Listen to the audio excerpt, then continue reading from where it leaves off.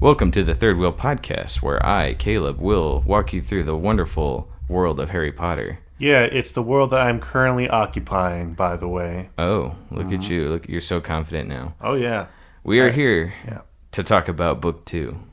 Okay? As you know, Harry Potter is not my favorite franchise to go through, but I will say after last book, I'm walking through it a little bit better than I did the first time. How do you feel, Shaps? Yeah. You know what? It all takes time to be enlightened. That's what I'm saying.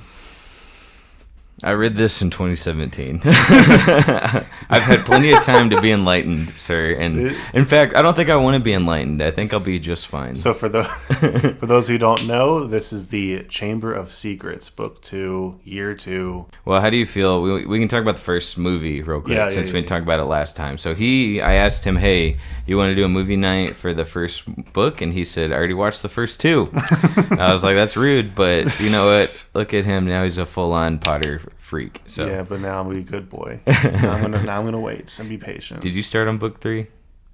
Okay, how far along? Well, like I stopped when I realized I should stop.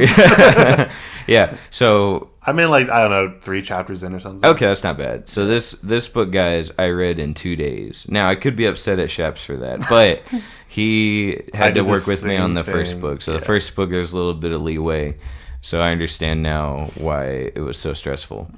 But I crammed this whole thing in 2 days. Now, you might also think that wow, if it's a franchise you already hate and you had to cram through it in 2 days, you're going to go into it fully angry and ready to tear the book up. Honestly. Not so. I took plenty of notes to back up all my claims today.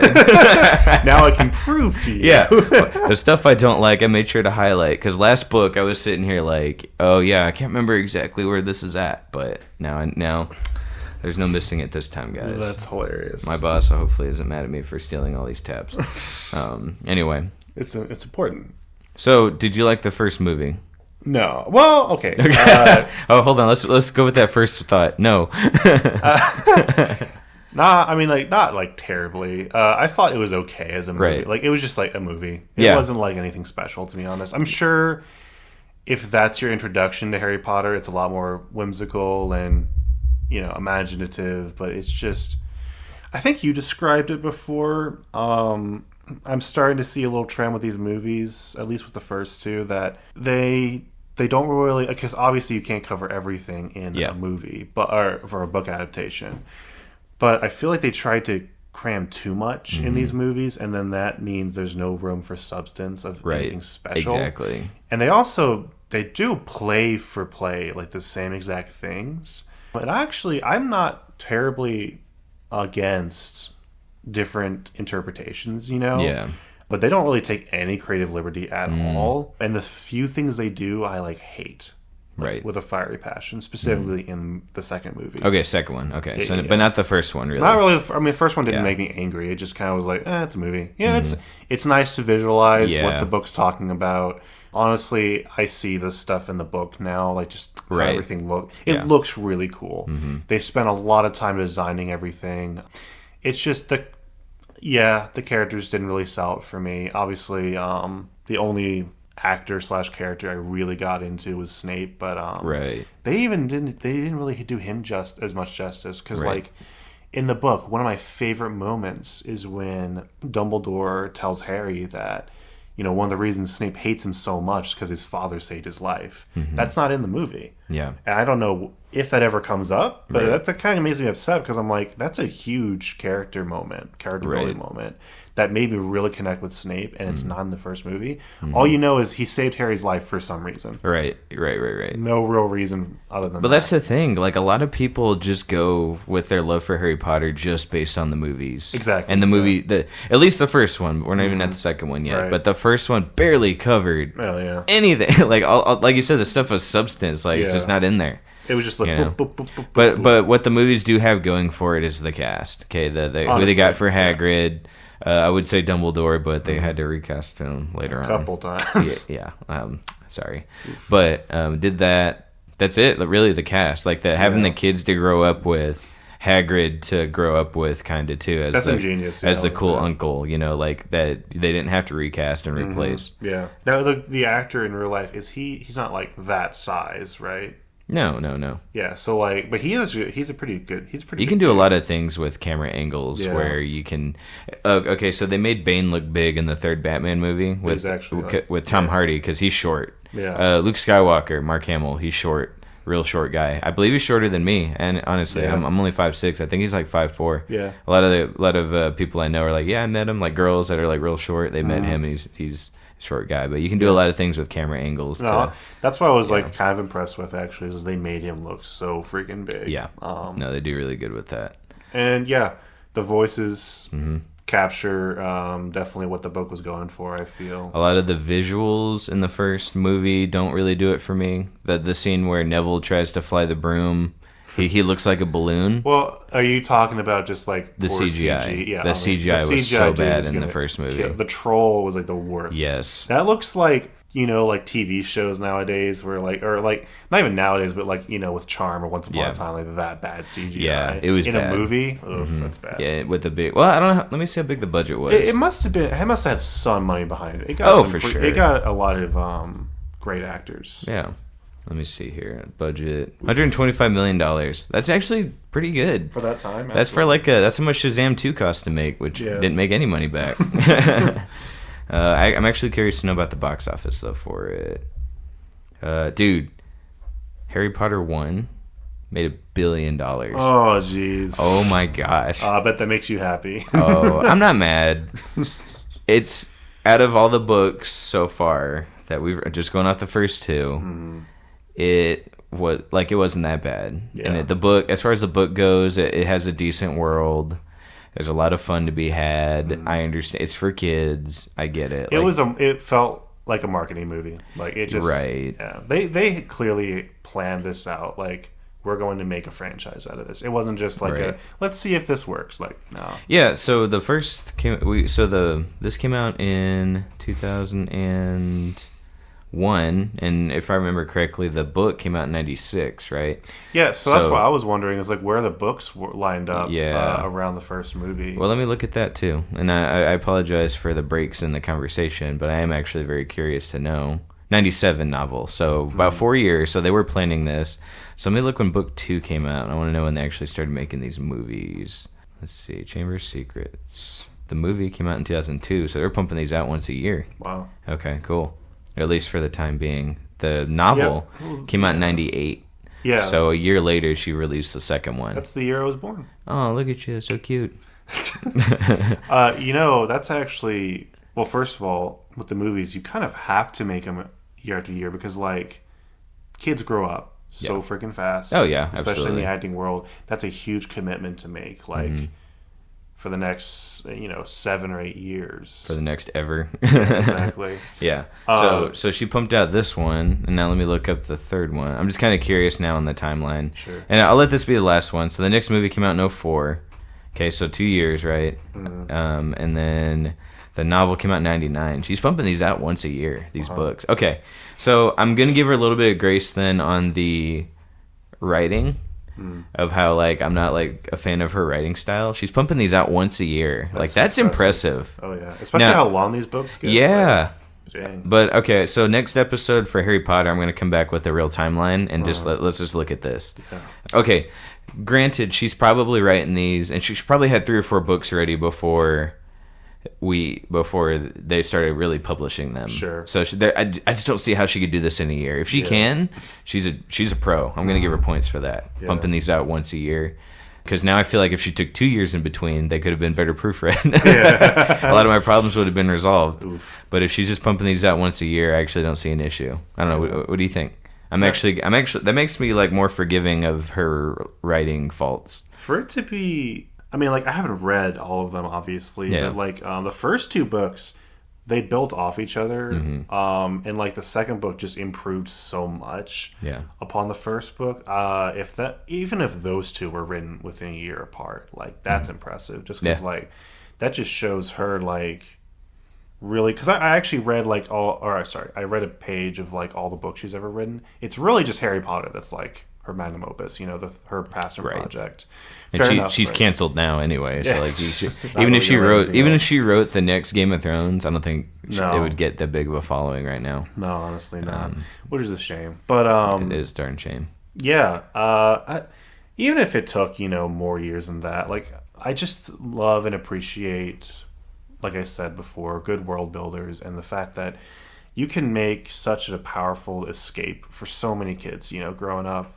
Yes, I hear like adults that are like 30 right now who are like, man, when I was growing up, my biggest dream was to go to Hogwarts. I waited for that hour like every day. Like, well, that's kind of cool. Yeah. Like, when I was a kid, I was real excited reading the Narnia franchise. I kept opening my closet, hoping it would turn into a wardrobe, right?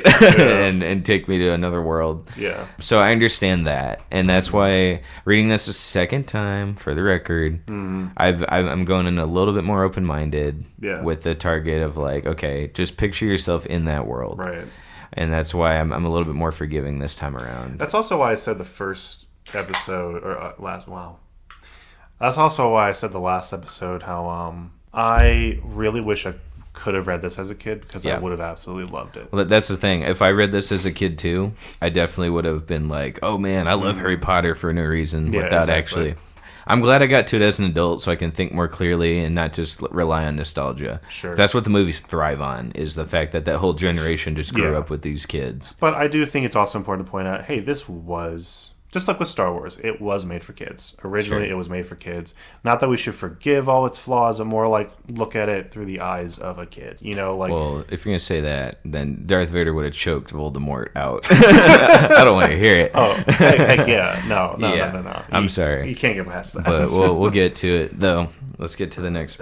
Oh, anything else you want to say about the movie? The first movie? Yeah, pacing was off. CGI was off. They missed a lot of major beats. It felt like we were just getting push. And I will say, any adaptation,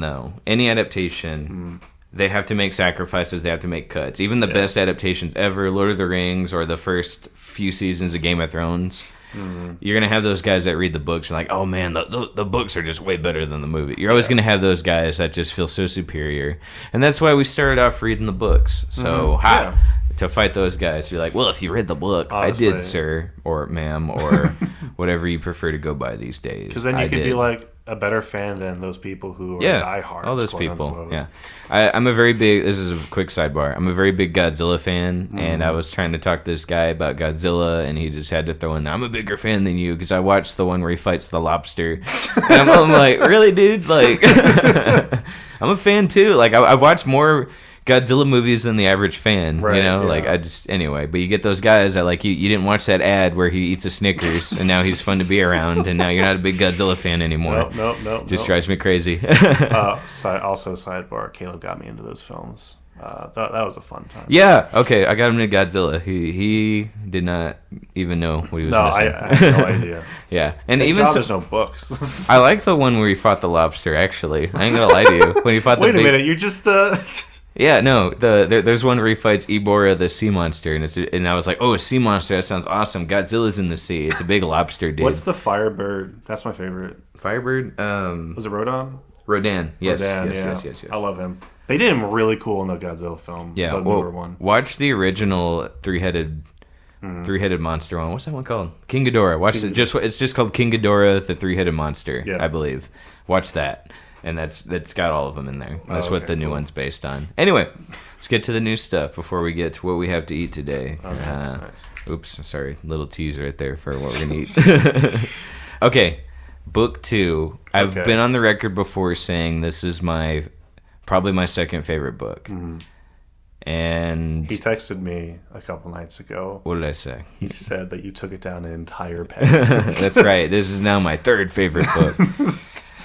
I don't know. I will say I liked it less this time around, but I'm wondering as we go through the series again, if the whole thing's just going to be reshuffled. Sure. I'm actually thinking I like the first one more than this one now. Really? Yeah, and I really got onto it for how the writing was in the first one and how it was paced weird.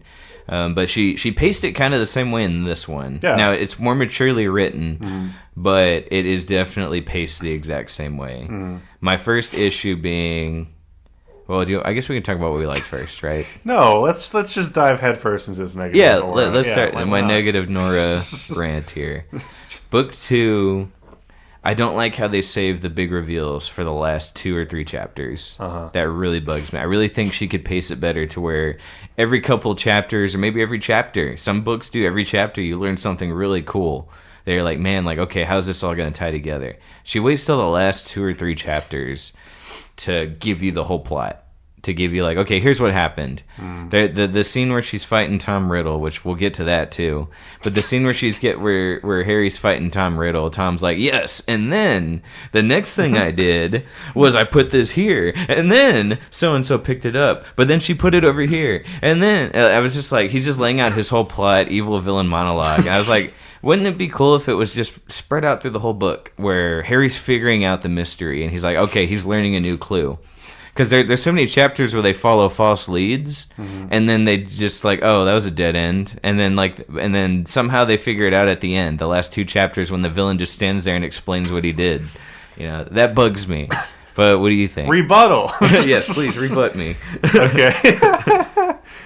There are only 2 glaring things I didn't like about this book. Okay. Well, hold on. Fight me on the other. But part. I'm going to defend those parts. First of all. I love Tom Riddle. I think he's an amazing villain. I was a little disappointed to learn that he was just, again, Voldemort. Thank you. Okay, but we'll get to that too. but I don't mind it that much because they very much declare him as its own character. Yeah. Like, he's not... Oh, yeah. Like, which I like. And the build-up to him was pretty good. I loved it. Okay, so here's the thing. Again, this goes way more into, like, my rant about the movie later, but, like, I didn't think he was a villain at first. Right. Like, she did a really good job. I was a little confused when he got the diary and how he got the diary, but I mean, you're saying that couldn't he find more clues, throughout the movie or the book, and kind of build up to Riddle? When he found the diary, that's like what, halfway through the book or a little bit less than halfway. Yeah, and right then and there, like, you just meet this character that's like there and not there, and then you start learning more about him. And as soon as Harry gets transported back in time to see Riddle about 50 years prior, I absolutely love how they build up that Tom Riddle is sort of like Harry Potter's dark side. Yeah. Like almost his equal. Not Voldemort, like Tom Riddle specifically. Because like he's similar in age, not like really, he's a little older, but he's like a 5th year, I think. He's equivalent in intelligence, maybe even more so. He has like the same tendencies. I love how Dumbledore brings out that later, like, the reason that you would fit in so well with Slytherin is because you're a rule breaker, just like how Tom Riddle was. And there's so many similarities to that. It builds up this great partnership at first, like, oh my gosh, Tom Riddle, he's my boy. Yeah. And then like the very end, it has like, I did not expect it. Because they don't really tell you that he's manifesting, that he can, or you don't even know what powers he really has in this physical realm. Is he real? Is he just a memory? What can he do? Right. At the very end, in the Chamber of Secrets, when it's revealed that he's just the one behind it all, like, I was so on the edge of my seat because you're right. It did turn a lot of corners and it did have a lot of dead ends, but I was facing every which way, so I had no way of. Usually I can be like, okay, this guy's a villain, Yeah. But like, I don't know. I was just in every single direction that I really couldn't pinpoint, what it was. And then it was like, oh my gosh, Tom Riddle, that makes so much sense. So he was with them the whole time. And then like when they reveal, oh my gosh, he's been manipulating Jenny the whole time, like, and she's kind of been acting weird, but you thought she was just so socially awkward. She is, but like, that it also kind of ties into like. I don't know about grooming, but like, like targeting socially awkward children. Yeah. Like that to me hit me really quick. I don't know if that was super intentional or whatnot, were you groomed as a kid? Is that why it hit you so well? No, in the sense that's like, you hear stories about that all the time, right. The socially awkward kids who are like, have these role models for say, that are just bringing them down like a really dark path. I'm like, I really liked that. Yeah. And the fact that like this stupid character, this ghost, who's like, constantly mocking the characters, no matter how nice they are. She's actually like the center point the whole time. I'm like, that's really cool. How like she really was the one that everyone ignored, but she had the answers the entire time. Where the Chamber of Secrets was, and like where the story began. I don't know. If I reread it, maybe I would have issues with the pacing, but I was just so invested and involved. Yeah, I didn't care where so it went. My first time reading this, and it sounds like you hit the same thing, this is the first one I could not put down, because I was like, I want to solve this mystery. Absolutely. Like, what's the secret in this chamber? You know what I mean? What is it? But rereading it, knowing what the Chamber of Secrets is, I was sitting here waiting, okay, when do they start explaining what it is? When do we start actually solving the mystery? And again, it's at the very last 2 chapters. I mean, they tell you pretty early on that, like, that it's, like, supposed to be a big red button for mass genocide. Right. Which is like, holy crap. Yeah, right, exactly. Were you disappointed with the monster that was in the chamber? By the way, full spoilers once again. Sorry, we're 20 minutes in now, but it's fine. Was I disappointed with the monster? Spoilers. I'm kind of disappointed in the idea that every student attacked had a Deus Ex Machina moment. Yeah. Where, like, you're talking about they could be cured at the end? Well, no, it's like, every time the basilisk attacked, there was something that prevented the child from actually dying. Mm-hmm. Every single time. Like 4 times in a row. Yeah. That was a little hard to buy. It's like, are you that good of a snake then? Like, are you a basilisk? Like, I've seen good snakes before. Yeah, I don't know. I'm with you. I think the final fight was pretty cool. I mean, like, I don't think I was disappointed by the bat. I mean, that wasn't like the... Yeah.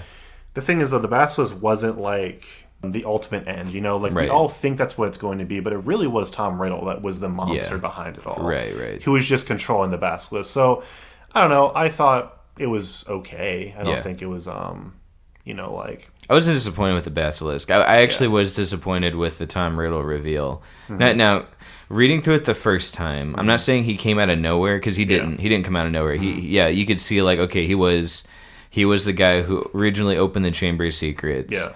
And then you get to him. They didn't really explain, though, who Tom Riddle was leading up to them finding him. So I remember reading the book the first time, and we got there, and he's like, I, Tom Riddle, am the big bad guy. And I was like, okay, well, you know, I'm not super happy about it, but I'm okay with it, you know. And then for no reason, almost no reason, he just goes, he's Voldemort. By the way, I'm Voldemort. Like, I was like, again? Okay, so I struggle with that back and forth. Yes. Like, is this good? Is this bad? Yeah.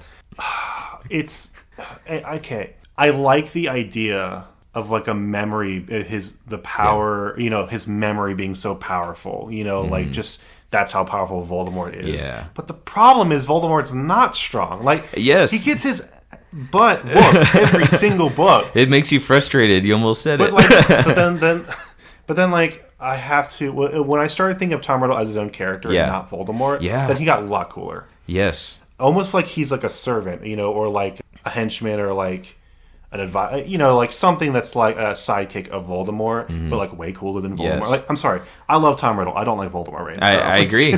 I agree, guys. Really listen to me on this, please. For all you Harry Potter fans that love Voldemort, we're on book 2. This guy. Hold on. Book 2. He has died 3 times, not 2. Because originally when I read this, I was like, "Oh, he's died once per book." No, the book says he's died twice, but they don't count Tom Riddle. He's died 3 times. Now, okay, here's the thing that would have fixed it. This would have fixed it. Yeah. If he didn't say, I am Voldemort. If they just cut that part out, it would be like, okay, Tom Riddle died in book 2. Yeah. Like, I really don't like how she's trying to...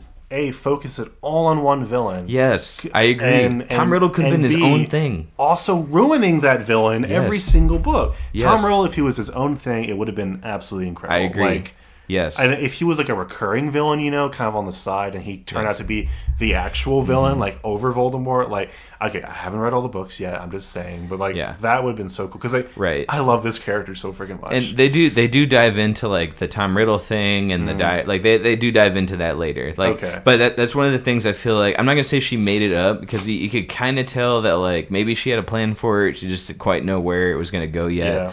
But I would kind of throw this under the thing of like, again, she's almost kind of making this up as she goes, because she's not sure yet. But yeah, dude, Voldemort sucks. If she could have like literally, if I would forgive all of this, I know it doesn't happen. Yeah.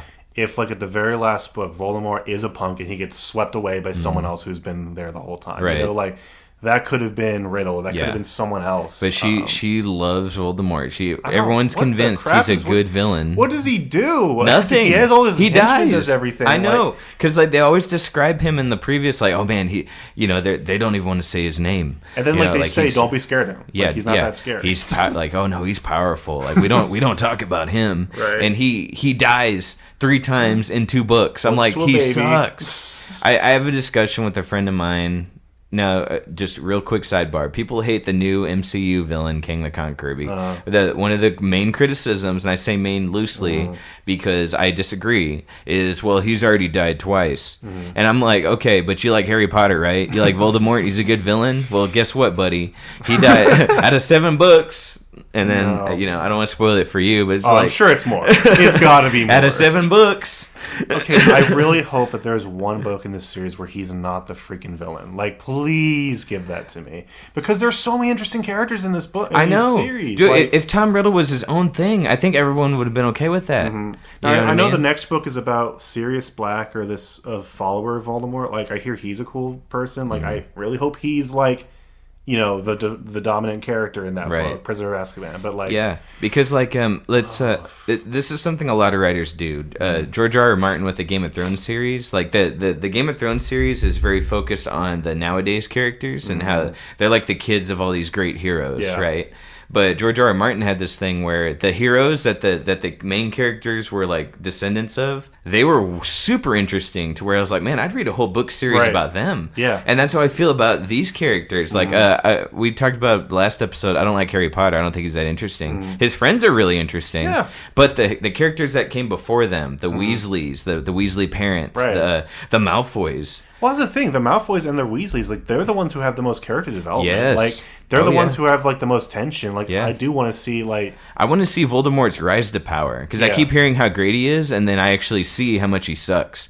But I want to see his rise to power, how he got so many people, how he killed Harry Potter's parents. I want to see all that, because what I'm seeing about him now, and nowadays, is not that interesting. Like, I keep hearing all these really good things about Voldemort. You brought up Darth Vader earlier. I never see it. That's like if Palpatine got, like, slapped around, instantly. But, like, he actually put up a pretty good menacing fight, and he was only defeated because he was betrayed, by Vader. And he wasn't expecting it. Yeah, exactly. Yeah, but Voldemort's like, I can't wait to kill you, Harry. Oh, no. Let me staple myself to someone's head. Yeah, yes. He sucks, dude. Like, that is one of my biggest problems, is the whole series is centered around Voldemort. Right. Well, moving forward, I want to still talk about good things I like. Yeah, we'll get to that, too. Let's do that. What is that, 30 minutes already? My God. Okay. Again, with the mystery, I never thought... Okay, I could tell whether there was a red herring.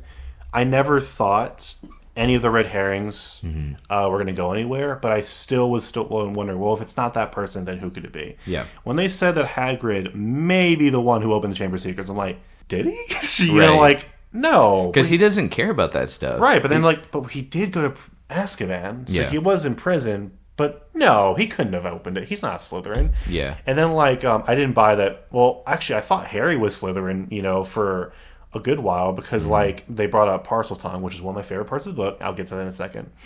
It was a moment that actually made my jaw drop. I went, oh, literally, verbally. So essentially, there's a part in the book where I didn't even talk about Lockhart. He's he's one of my favorite people ever. Oh, you love him? I love Lockhart so much. He's obviously the character they build up to hate, but oh my gosh, he is so over the top, hateable. I love him so much. Yes, right. But anyway, she's very good at a character that she intends to be annoying. Yeah. You actually do really find annoying, or you hate, or a character she writes to despise. You actually do despise. Yeah, exactly. Okay? Now, when you're done talking about Lockhart, I want to talk about a character that she wrote to love, that I despise with every fiber of my being. Okay. But let's finish your Harry point. Potter. No, let's finish your point. So essentially, there's a moment where they're Harry's dueling with Lockhart. No, Malfoy. He's dueling with Malfoy. Malfoy summons a snake. Yeah, because Snape told him to, I guess. Yeah, and then Snape's like, "I'll get it," and then Harry just again, it's so perfectly done in the book, and this is what I hate about the movie. I'll get to the movie, but in the book, he just says stop. He tells the snake to stop, and the snake reluctantly stops, and it slows his way. And he's like, cool. And then everyone looks at him weird. And they were like, Harry, what did you just say? I'm like, in my car, I'm like, whoa, what just happened? Harry's like, what? I just told him to stop. And they're like, you were speaking parcel tongue. Yeah. And he's like, parcel tongue? What are you talking about? They're like, you were speaking snake. He's like, no, I spoke English. He's like, no, you were speaking snake. No one knew what the heck you were talking about. I'm like, holy crap, that's a cool reveal. Yeah. Only Slytherin descendants can speak parcel tongue. Right. Because the whole time I'm like, no way, Harry. He's like, oh my god, is he a Slytherin? Yeah. And then he's like, oh, well, I thought most people can talk. No, only Slytherin descendants. And then he's like, oh, well, the only other time is when I spoke to a snake in the first book. I'm like, oh, that's a callback. Yeah. That's really cool. I don't know if it was planned, but it was a cool callback. Yeah, like how he talked to snakes. Like, that's a thing he can do. I'm like, I could see that being something she planned out. Probably it could be. Because stuff that I complain about that she makes up, she'll make up in the last 2 books. Yeah. Like, come on. No, like, I thought that you. was such a cool reveal. And then what happens? What would happen in real life? The whole school turns on him. Mm-hmm. I mean, specifically like the younger kids. It kind of. I mean, some people are like, well, why wouldn't they stick with Harry? I mean, like, they're kids. Like, they love spreading rumors. Their loyalty's based on chocolate frogs. Exactly. I would sell out Harry Potter for a chocolate frog. For a second year in a row, they all turn on Harry Potter. And then, like, I love when he proves he's not...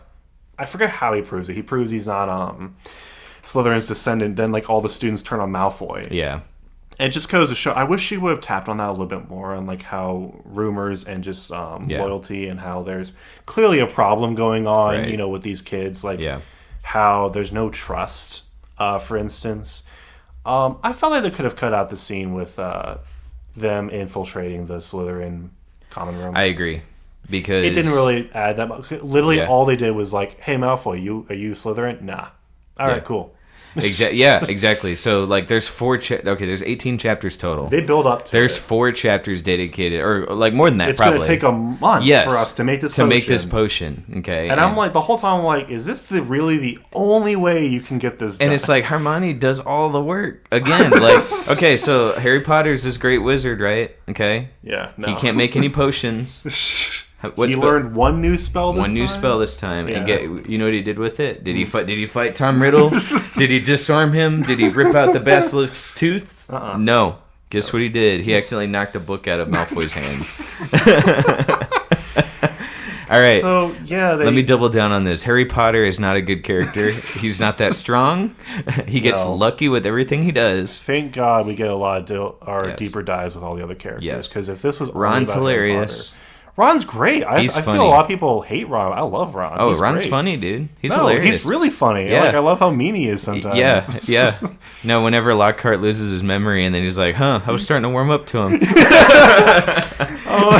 he hated him the whole book. Dude, he's got the comeback. I love he's hilarious. She's very good at writing sarcasm. Dude, for real. There's also that part in the book where that teacher, they're talking about the very dry history teacher, and they talk about how he doesn't even know he's dead. Like, he just like sat down and then he died of old age and he just got up and started teaching again as a ghost. Yeah. That was hilarious. She's very, very funny at dragging. Speaking of Ron, there was one moment I remember. It was like, okay, Moaning, what was her name? The ghost. Moaning Myrtle. Yeah. She's like talking, she's like crying, of course, because that's all she does. And the gang's like, what are you crying for? And she's like, I tried to go in the bathroom to kill myself. I'm like, whoa. And then she's like, and Ron's like, already dead.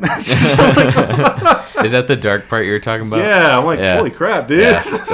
Yeah, Ron's a jerk, but you love him because he's funny. If he wasn't funny, you'd be like, bro, Ron, shut up. He's like such a loyal friend. I love the camaraderie with them, and like, you're right, the Weasleys, they are the most. I love the Weasleys, so interesting. And I love to see Malfoy's father. Yeah, like. Okay, so what bugged me was in the movie, the lighting on him. He's so clearly evil. And, like, the fact that he doesn't get arrested as soon as, like, because, like, the light's hitting him and his eyes are all disgusting like a vampire. He's like, yes. Oh, hello, small boy. I'm clearly a good guy. And then they just let him go. I was like, really? Yeah. Yes. Oh, yeah. So I liked how they dove more into the politics of the world, how there's, like, a Ministry of Magic, and then there's, like, governors and like how this world actually works.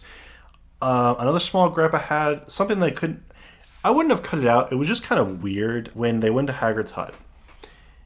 Dumbledore's there with someone from the Ministry of Magic. forget his name. And they're talking to Hagrid, and they're like, Hagrid, sorry, circumstances. It's not because we think you did it. It's just because we think you have to go. And, like, it's already kind of weird just to have all these important characters in one hut. And then Malfoy's father comes in. He's like, objection, Dumbledore, you're also out of order. It's like, this is kind of weird. All this to have in, like, in one little scene. Malfoy is one of those characters that I adore because of how, like, it's so interesting how he's trying to navigate being a good guy while also clearly being evil. Right. While also, like, there's so many characters where you're like, man, I know you're a bad guy, but if we could just prove it. Right. And like, and that's like, man, like I really hope he gets his comeuppance, when I'm reading through these books. And it's like that whole history of like how Voldemort came to power. I would love a book about that. Yeah. And hearing about how he tricked people and how people were so loyal they pretended to be enchanted when they snapped out of it. Right. I love that stuff. He's one of my favorite characters, and he doesn't get that much screen time, but I love him. Really? And I love him just because of how like that whole world was set up. You know, I definitely want to hear more about him, and then like the fact is, you don't even know what he's told his son. Like, he could have brainwashed him. Like, he probably did. Obviously, he did. Yeah. Because, like, Draco, he's like, oh, Dumbledore's gone. Father always said he was the worst headmaster ever to live. Snape, you should be the headmaster. Yep. And Snape, like... he takes a back seat this He's book. like, no, like, it's not for me. Yeah.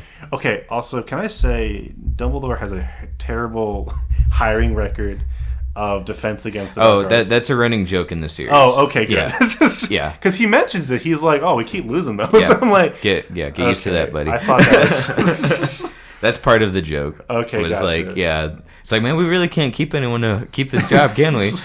Yeah. That's kind of funny. Okay.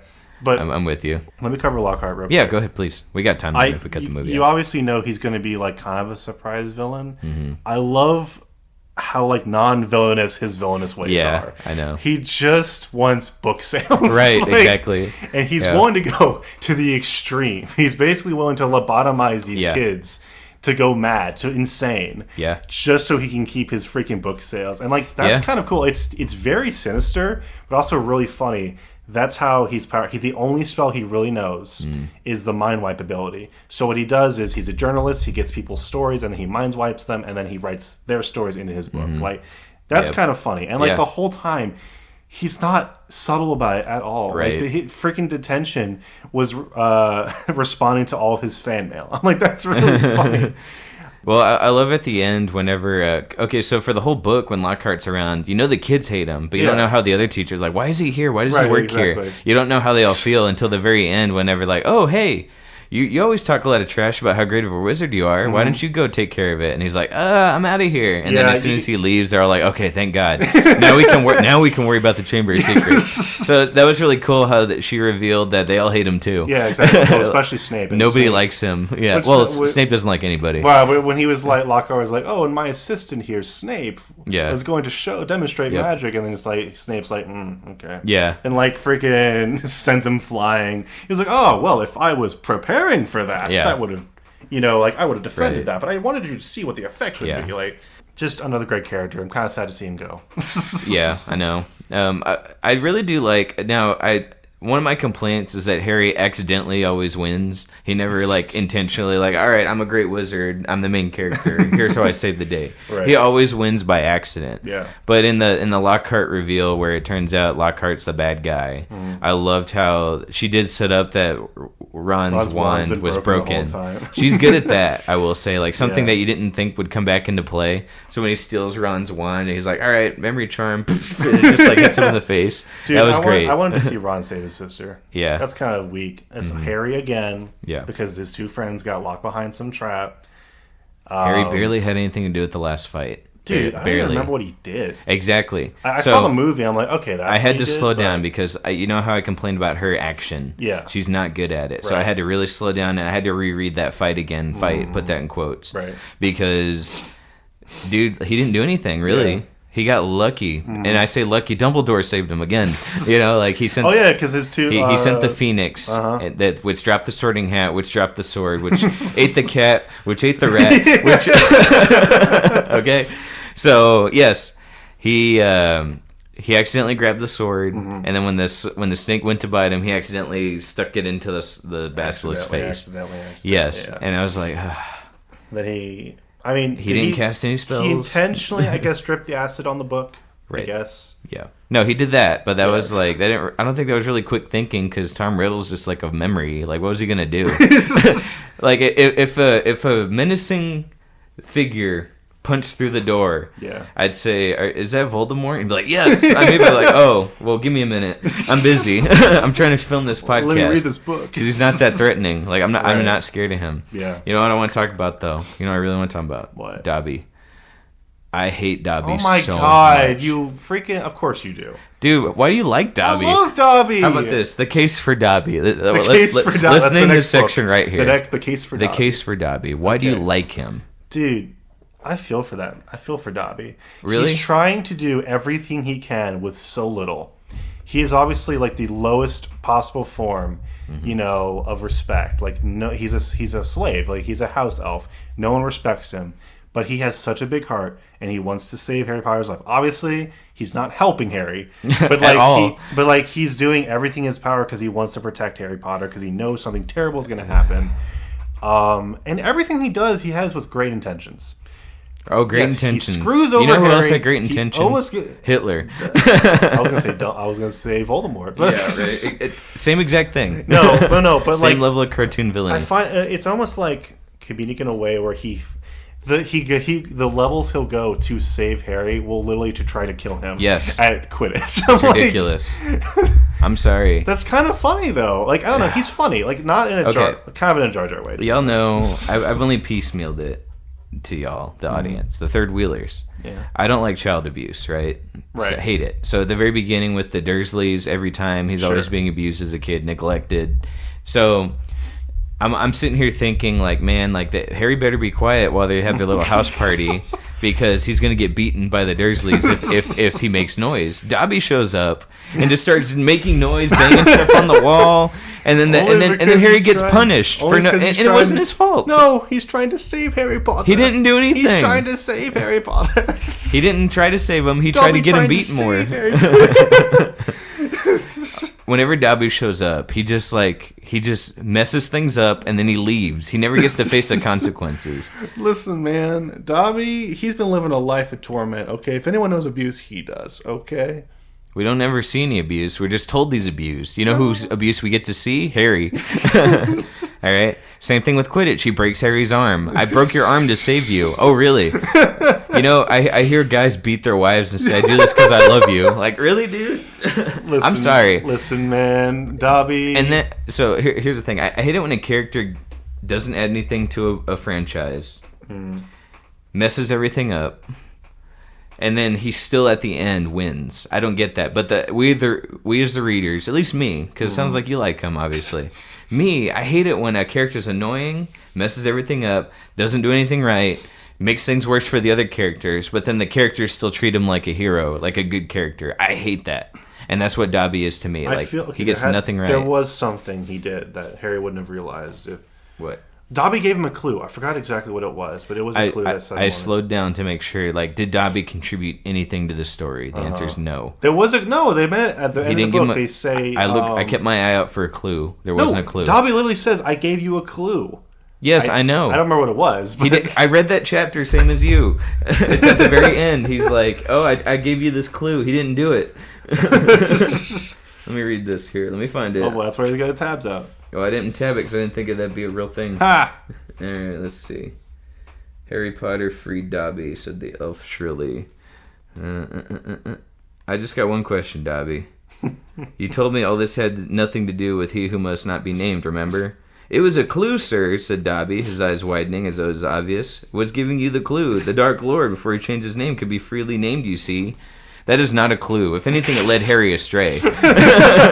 Okay, so he said, wait, you said this had nothing to do with Voldemort. Oh, that was a clue. What I really meant was it had everything to do with Voldemort. As if it was... That's the thing.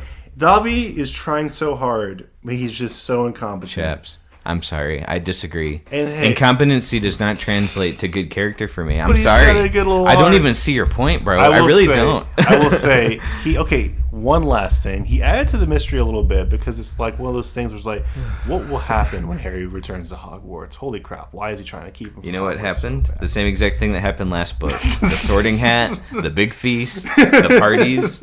Every time Dobby showed up, it was just to annoy me. Wow. And then at the end, he gets freed, and it's like, oh, Dobby, I'm so happy for you. I'm not. I wish he stayed a slave.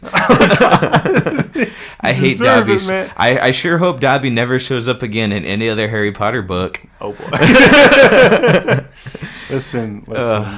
It's all goof. We all know who he is. He's a... Well, now I can't forget.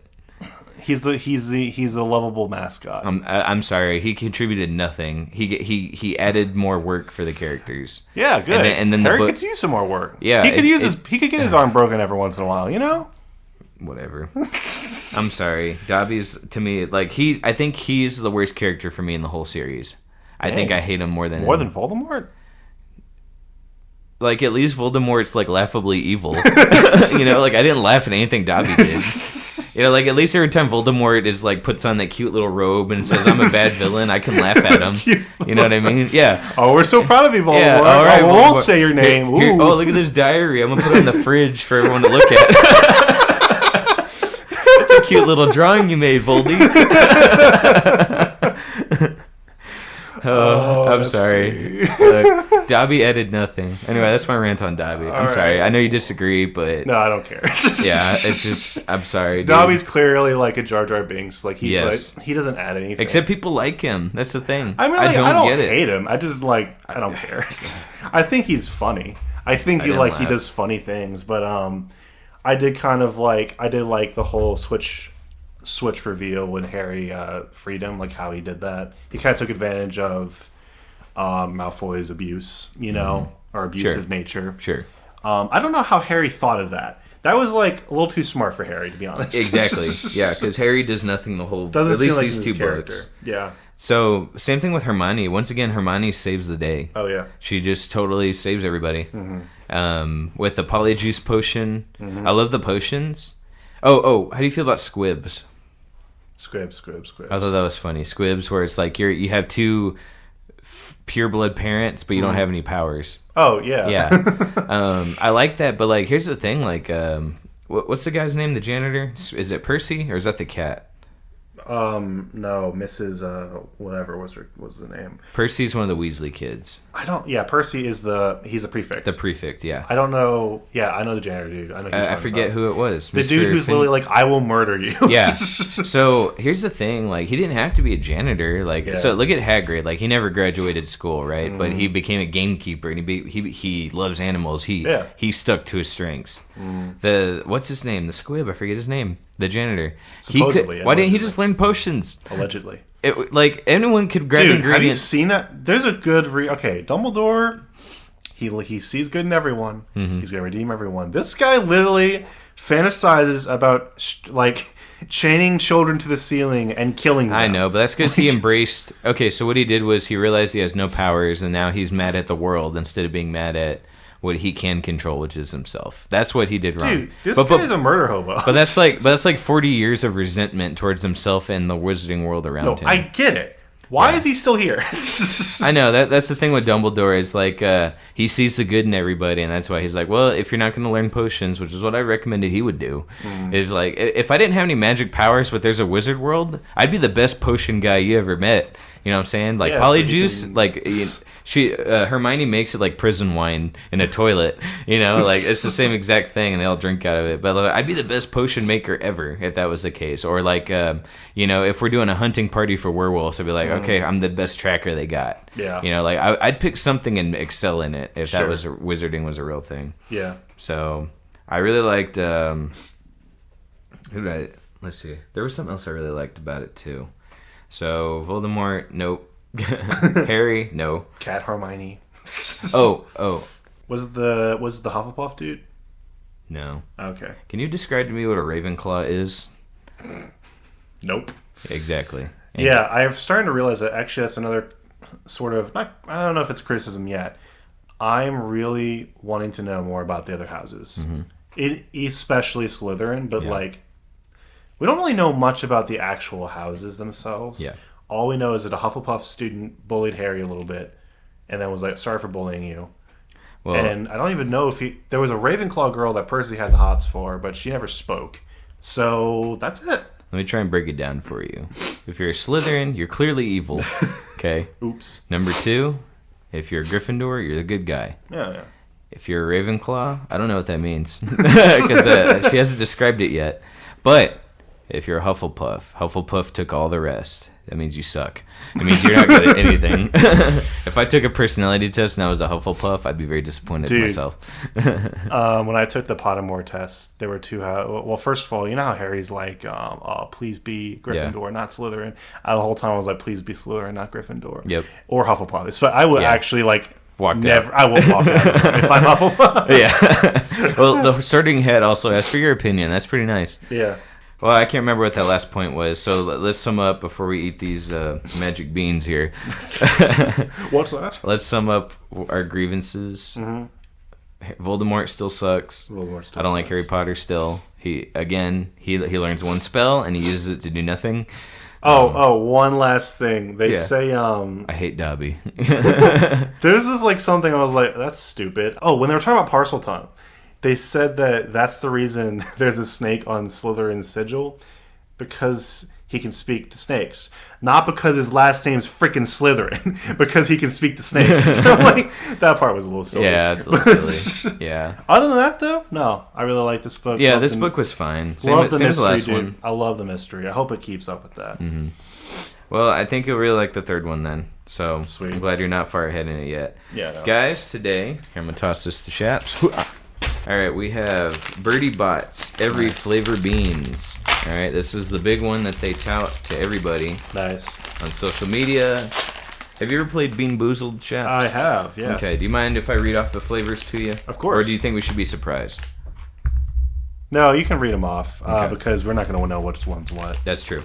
There's banana, candy floss, earthworm, lemon, soap, tutti frutti, marshmallow, earwax, cherry, black pepper, blueberry, cinnamon, grass, rotten egg, vomit, watermelon, sausage, green apple, dirt, and booger.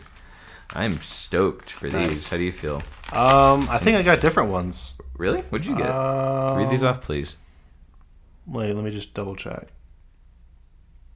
Nope, they're the same. Okay, I was about to say they really went all out on this. All right, these are the licensed beans, but if you've never played Bean Boozled, you ever play that? Oh yeah. Yeah, so that's I mean, I'd probably recommend that better. But let's see how these taste.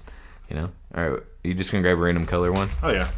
I think I'm gonna not look and see. I'm not gonna look at it. I'm gonna see if I can just decipher which bean I'm about to eat. The what? Yeah. Oh, okay. All right. Ready? I don't know what this color is. What do you think, audience? Wait, we show each other the color. Oh, you want to? Yeah. So here's mine. Oh yes, I'm excited for that bean he's about to eat. Okay, let me see yours. Mmm. All right. All right. Here you go. 3. Good. 2. Oh, this tastes pretty good. I think this is the marshmallow. What color was mine? I forgot. What does it taste like? I think sausage. Yeah, mine's definitely not sausage. Yes, yours was brown. It's sausage. either that or dirt. Yeah, it was sausage. Okay, yeah, you're right. I'm sorry. All right, you ready for another one? Mm-hmm. Yeah. All right, I'll remember the color this time. Ooh, I don't remember what flavor that is, but I remember the color. All right, ready? Ooh, that's a deformed looking one. Oh. I like deformities. All right, ready? Ready. Oh, I got a sweet one. This tastes like floss, the bubblegum floss. What was mine? You had the greenish brown one. Greenish brown. Watermelon. Oh, there you go. One more. I see soap in here. One more. I'm ready to eat all these beans with you, buddy. No. No. Oh, we'll be okay. We got 5 minutes left. Oh, God. All right, ready? I'm ready. What do you got? Ooh, I think that's going to be a bad one. Oh, boy. I like the color on that. All right, here you go, audience. Here we go, Shaps. Yay or nay? Yeah. All right, he won't tell me. You ready? Yeah. Oh, yeah, this one tastes terrible. That was soap. Okay. I mean, at least it's sweet at the end, but that initial burst of, gotta hesitate to say flavor. I think I marshmallow. Okay, cool. I'm going for more. I don't care what you say. I bought these. You better eat them. All right, which one do I have? Do I have a good-looking one? It looks fine. Oh,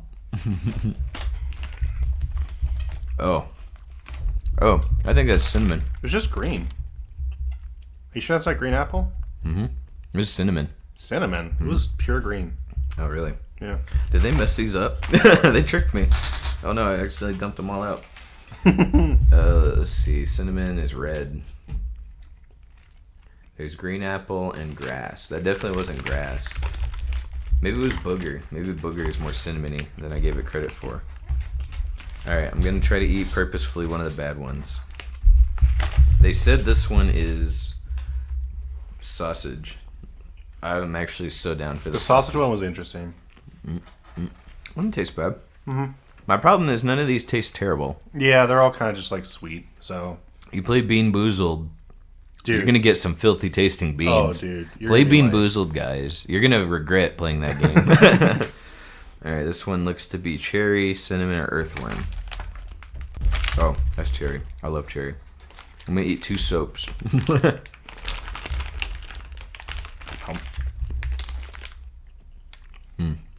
Yeah, because like, okay, soap tastes bad at first. Mm-hmm. Which one did you just eat? Black pepper. Okay. I wonder if that black pepper tastes Which like. I don't think I have. It does actually taste like black pepper, but I don't mind black pepper, so. But soap starts tasting sweet at the end. All right, black pepper. Okay, there's a bad tasting one. Just uncomfortable, that's all. Yeah. Okay, but then it starts tasting sweet. Yep. Well, I guess we're almost out of time. I'm going to try banana. Oh, I like it. Where's earwax at? Earwax it is. Oh yeah. Yep. That tastes bad. Oh yeah. That gust of flavor. I found an earthworm. Yeah, you up for it? Yeah. Heck yeah. Oh, that didn't taste good at all. God. That tastes bad? Yeah, that's bad. Oh, he's got a bad face on that one. That tastes like dirt. Okay. My actual dirt. All right, guys. I think that's it for this discussion. Do you think we covered book 2 well enough, or should we also try to fit more stuff into the next book? I actually think we covered most of it toward the end. I think we did. Yeah. Book 2, not that bad. Mm-hmm. Bertie bots every flavored beans, also not terrible either. Guys, I hope you have a great rest of your week. We will try again next month. Everybody, pump the brakes. Harry Potter, there's no rush on this. Slow down. Drive fast, take chances, slow down on books. I'm so invested. Yeah, I know. All right, guys, hope you have a great week. Say bye, Sheps. Bye-bye. Bye, guys.